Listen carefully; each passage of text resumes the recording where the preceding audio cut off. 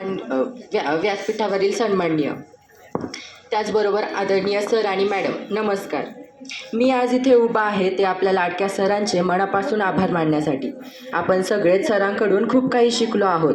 पुस्तकातले धडे तर सर शिकवतातच, पण त्या पलीकडे जाऊन माणुसकी आणि प्रेमाचे जे धडे मला मिळाले त्यासाठी मी आज इथे व्यक्त होऊ इच्छितो. मला आजही तो दिवस आठवतो ज्या दिवशी आपल्या क्लासचा 2024-25चा गुरुपौर्णिमेचा कार्यक्रम होता. मला त्या कार्यक्रमात भाषण करायचे होते. मी खूप तयारी केली होती, पण ऐनवेळी स्टेजवर गेल्यावर गोंधळलो आणि माझे भाषण विसरलो. मला खूप आशाळवाणे झाले. मला भीती वाटत होती की सर आता मला रागवतील, सर्वांसमोर ओरडतील, पण आश्चर्य म्हणजे सर मला एक शब्दही बोलले नाहीत. त्यांनी शब्दानेही दुखवले नाही किंवा माझी चूकही दाखवून दिली नाही. त्या दिवशी मला सरांच्या स्वभावातले एक वेगळेच मोठेपण दिसले. ते म्हणजे जेव्हा आपण चुकतो तेव्हा समोरच्याला न ओरडता त्याला समजून घेणे आणि त्याला समजवण्याची संधी देणे, ही वृत्ती मला सरांकडून शिकायला मिळाली. त्यांची ती शांतता मला खूप काही शिकून गेली. तसाच आणखी एक प्रसंग म्हणजे नुकतीच झालेली क्लासमधील शिक्षक दिनाचा कार्यक्रम संपला आणि सर्वजण सरांसोबत फोटो काढण्यात व्यस्त होते. सर्वांनी सरांसोबत फोटो काढले आणि शेवटी माझी वेळ होती. सरांसोबत फोटो काढायला गेलो आणि फोटोही काढला, पण अचानक सरांच्या मनात काय आलं आणि सरांनी मला परत मागे बोलवून सरांनी माझ्या खांद्यावर हात ठेवला आणि अजून एक फोटो काढला. सर, त्या दिवशी तुमच्या त्या कृतीतून मला खूप मोठा आधार मिळाला. तो केवळ एक फोटो नव्हता, तर मी तुझ्या पाठीशी आहे हा विश्वास तुम्ही त्या स्पर्शातून मला दिलात.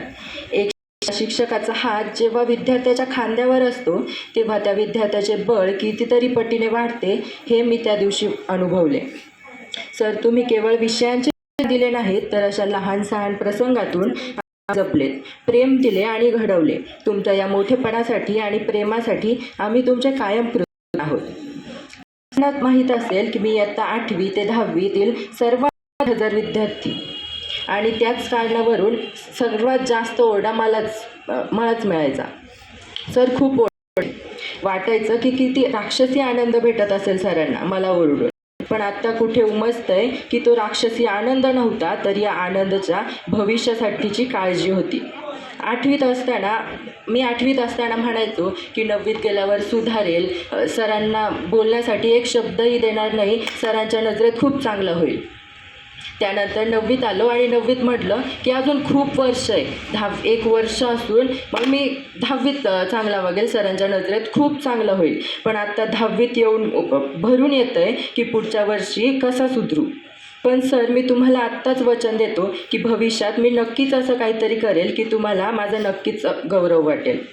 सर, तुमच्या सर्व मार्गदर्शनासाठी ऋणी आहे. आणि शेवटी मी स्वरचित कविता सादर करतो. त्या कवितेचं शीर्षक आहे, उद्यापासून ही वाट सुनी असेल.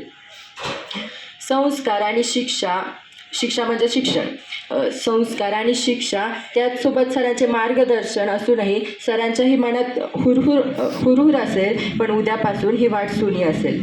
उद्यापासून या वर्गात मी पुन्हा दिसणार नाही. तुमच्या हाकेला सर मी आता देणार नाही. रोजची ती सवय आता सांगा कशी मोडेल. तुमच्याशिवाय उद्याची सकाळ सर कशी उजाडेल. पुस्तकातली पाने आता हळूच मिटली जातील, पण काळजावर कोरलेले शब्द सर तसेच राहतील.